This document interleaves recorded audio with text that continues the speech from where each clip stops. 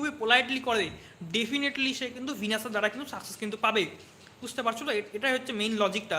তোমার পারপাস কি, what is your purpose, ঠিক আছে, এটা হচ্ছে মেইন কথা। তোমার পারপাস অনুযায়ী তোমার গ্রহটা কোন পজিশনে রয়েছে, সেই পজিশনটা তোমার, তুমি যে জিনিসটা চাচ্ছ নিজের লাইফে সেটাকে সাপোর্ট করছে কি করছে না, এটা কিন্তু most important things in your life.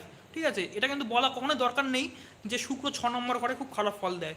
যে একদম ফাইন্যান্স রিলেটেড যে অ্যাডভাইজার, কোনো ফাইন্যান্স রিলেটেড যে খুব যে রয়েছে, টাকা পয়সা রিলেটেড ম্যানেজ করা, তার যদি শুক্র থাকে 6 নম্বর ঘরে, সে কিন্তু পাই টু পাই 1 টাকা কোথায় কোথায় গেছে সে কিন্তু পুরোপুরি হিসাবটা লাগিয়ে দিতে পারবে। তার মানে এটা না শুক্র খারাপ ফল দিচ্ছে 6 হাউসে।